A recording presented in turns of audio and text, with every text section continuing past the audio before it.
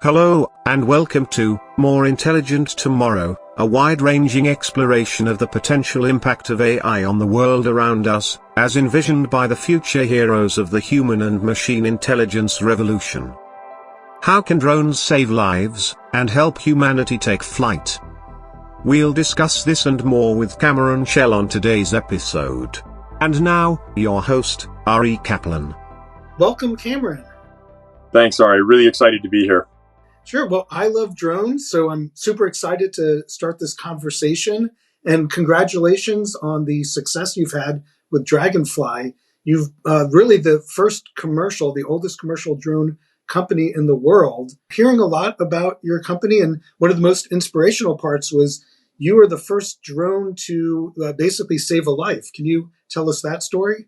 Yeah, so, the culture of the organization was really all about drones for good and how it really benefits people and humanity and such. And on top of, the first thermal cameras that went onto drones, which was done by Draganfly, the first search and rescue missions with thermal cameras were done by federal authorities using Draganfly drones and the thermal cameras that we had installed there.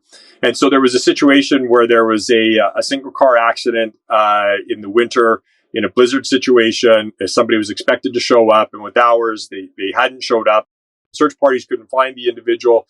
They did find the car. They actually had brought in helicopters and the search teams. Couldn't find them. They then called the federal police to bring in this thing they had, which was called a drone and a thermal camera on it. And within 25 minutes, they had found the subject. And were able to stabilize them and save the life. And so it's the first drone that was credited with saving a life. Today that drone sits in the Smithsonian. That's wonderful. The Smithsonian is so iconic with, Kitty Hawk, the Wright brothers, and Saturn V's.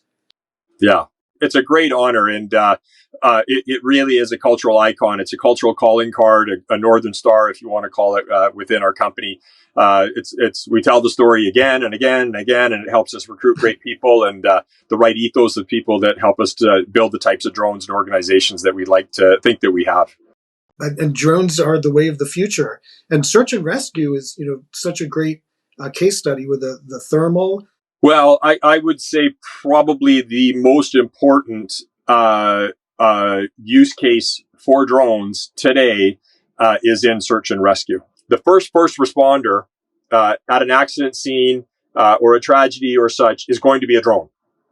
And having that drone have the capability to be already sending vital signs back or critical stats back to the responders that are coming physically. This is how many people, this is how many people on site, these are the vital signs of those people, these are the likely conditions. That's not science fiction, that's happening.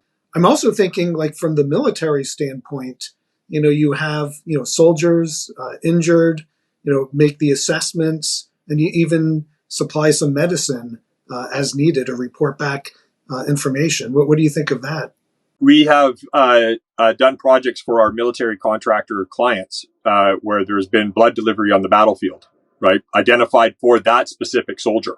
And so this particular technology has not been deployed in that system as of yet, but it's certainly on a roadmap so that now is that drone that is delivering, blood on the battlefield or emergency medical equipment on the battlefield can also be providing vital assessment.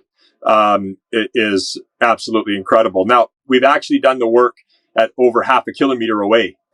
And so how this relates specifically to military is probably obvious if you want to understand, how your adversary is doing or, what's their stress levels or things like that. I mean, that's now all entirely possible. In remote developing countries, for things like where blood supply being just in time delivered or surge deliveries of supplies in remote areas could be a great additional use case in the future.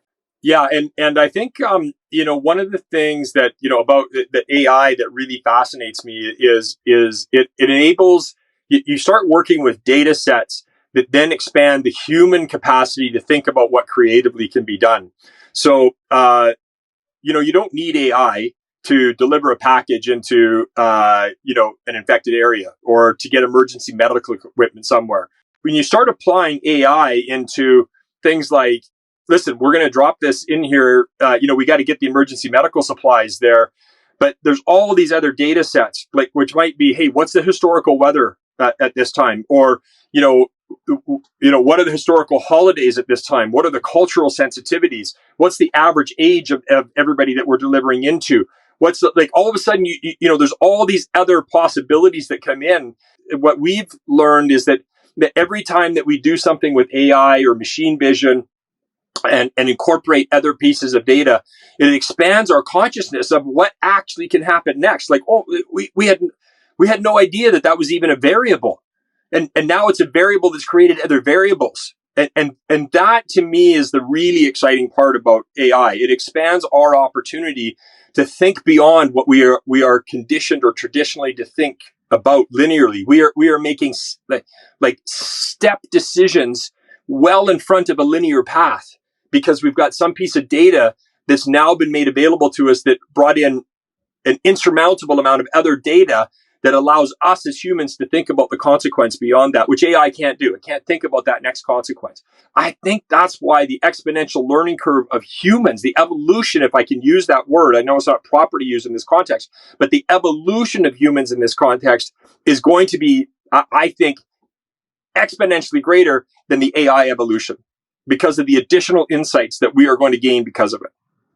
I love it. And evolution of humans is ongoing in symbiotic relationship with artificial evolution. Yeah.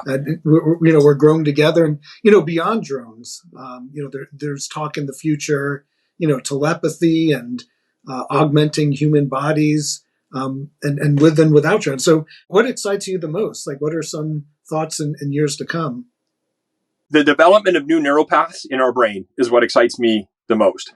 And I honestly believe that AI will basically compensate for so many other, via data, so many other things that come in that we have not been able to have sensory perception around. I do think that organically, if we look out hundreds of years from now, we will have parts of our brains that will be able to be used because we'll be able to conceptualize, and those neuropaths will be developing. Somebody from 400 years ago can't think about flight. They can't. It just doesn't exist. It's just not in the realm of possibility. And that has been the limiting factor, and the incredibly fun challenge of humans is to live beyond that possibility. And it only occurs when new neural paths start to develop, new ways of possibility be able to come into our consciousness. And that's where I think AI's biggest impact on humans will be. Yeah, I love that concept of, the neuropaths and the human brain evolving for new technology. I think. Listen, I'm a drone guy, and I don't like a drone in the air. It makes me nervous. The noise of it makes me uncomfortable. Like, there's a lot of things that.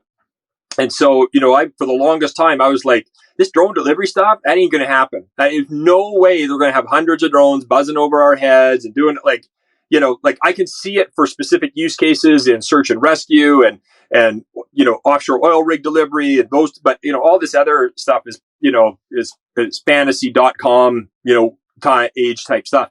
I was wrong. And we are now embracing it hardcore. And just what we've seen in the pandemic, right? People's attitudes shifting towards, oh my gosh, this is a real tool. This is something that really matters. And you know what? We're not going to be spending as much time together. And maybe not for pandemic reasons, but all of a sudden we found a way to live where we don't have to spend as much time together, right? So we can live in less populated places, less cost, less everything. We can have drone delivery. The whole notion of all of this is just the adoption, the acceptance is really the better word, the acceptance of it. So when we bring the regulatory, the cost or the innovation and the acceptance into it, it's all happening incredibly quickly. So now the possibilities of what drones can do is completely expanding. There's probably nothing that collects information and data better than your phone, right? Mm-hmm. Now, if you think about all the capabilities that are on your phone today with a processor that's 10 times more powerful and can be mobile and go anywhere you want it to, what can it create? And that's what a drone is. And it can be about the size of your drone. No, this is great. And you have continually been on the forefront of being the first on many levels here and then, with other companies that you're entrepreneurial about. So one payload I'm especially interested in is human payload. And if you're looking for beta tester, come get me. But having like humans, we talk about automated taxis, but where are we technology wise and like government approval wise to make that a reality? Yeah, I think what will speed that up is going to be a confluence of events where it's probably advanced 3 or 4 or 5 years from now. There's a particular disaster response situation or humanitarian situation. It may be overseas or something where the regulations are lower, and some company just is well funded and they send in drones to pull people out. Right. And they're autonomous and it's doing it in a safe way. And so it that is a reality that is going to happen. I think we will see the progress of air taxi slowly in select locations over the next 5 to 7 years. It'd be a very pragmatic approach. But at the point where humanity rallies around what that drone can do for people, kind of like what we've seen in the pandemic, it's at that point that there will be another phase shift in terms of the acceptance of drones, probably to the point of affection, where it's like, where's my drone? Mm-hmm. Dude, I'm in a bad situation. I need my drone because it's going to provide me all kinds of things. And I think at that point, the notion of even what a drone is will change for humanity. As a company ourselves right now, we've been very reluctant to get into the human drone human delivery business. I think that's really going to be a Boeing, Lockheed, very big finance companies that's air carrier status. That's really where that whole thing has to go. Where we do see ourselves playing, though, is, what are the really cool things that we can provide to those companies in terms of our sensors and our AI and our expertise in terms of a total solution. So, do they have a mini drone that drops off that's a safety drone that goes and looks after your kids or looks over your house? Or, I think there's all kinds of adjunct businesses where a company of our size can really, be special. As opposed to, maybe necessarily playing with that, but in that big space. So regardless from Draganfly, that's a real industry. Mm-hmm. It's going to happen. And there's 2 or 3, step changes that will happen in that industry over the next 20 years. Great. And yeah, so many amazing things. I love your parallel of, everyone has the iPhone, but it's kind of like, it's a camera. Yeah. But it does everything else kind of mentally. But with drones, it's like a personal drone assistant. So I could see myself going on a hike. I don't want to carry supplies. I don't want to carry a tent. I want a drone assistant, like a Sherpa almost, to just carry my stuff around. But like, do you see drones doing things like walking dogs and taking your kids to school? No question. No question. It's not even remotely far-fetched. My kids in the future will not let their kids walk to school without their drone. I'm absolutely positive of it. And it will be taking their vital signs the whole time. It will be walking the dog. It'll be making sure there's no bullying going on. It'll be recording their soccer practice. The iPhone right now, that's mentally everything. That's my brain, right? The drone is going to be your body. And you will interact whether you're out physically or whether your brain and your body, the drone and the phone are out physically interacting for you. But that's exactly where this is all going. Yeah, I know we've been talking tons of use cases, but you brought up forestation, and I heard that the U.S. Department of Agriculture, gave you some selection to use phenotyping. So can you tell that use case? Yeah. So actually, it's a fairly simple use case. It's been around for not quite a decade, actually, where you'll use a hyperspectral camera on the bottom of a drone to identify vegetation. And so, that would be a very simple case of machine vision where, once you've got the test data to see what a particular vegetation looks like, through that hyperspectral, you can quickly identify it. But then when you get enough test data on that particular vegetation and it looks slightly different, you start to get, is it time of year? Is it disease? Is it stimulated growth? Is it whatever the case may be? Even if a human is walking around doing this, which you could have never afford to do, you couldn't get that kind of data much less historically save it and build upon it. Very expensive to send humans to, outside Yeah. of Earth. You could have like greenhouse on other planets where the drones Absolutely. are calibrating. I would love that. Yeah. Why that will actually start to becoming real is because the environment that you can grow something in there is an environment that you would never be able to create on Earth, for example, because of the extreme type of a temperature or a pressure or a weird type of atmospheric anomaly in the humidity or something. And so you'll get a certain type of visioning here, but you get a certain type of a fruit, or you get a certain type of a yield of a livestock or something that when it's done on a different planet, it can't be replicated here. So all of a sudden it's like, it's a desired product, or it's got such a high content of, antioxidants that it beats cancer or something, you know what I mean? And so all of a sudden there's ROI to be growing stuff on different planets and whipping it back here. So it's just going to be a terribly interesting future, and it's good. It's moving faster and faster. And I know that's everybody thinks that. Even me, who likes to think so far in advance, I am just totally surprised by how quick some things are happening. Yeah, interesting futures. That's a great word. We talked about positive use cases, and there's always where it could go the other way. So what are some things that concern or worry you about the future with this autonomous capability? My concern more is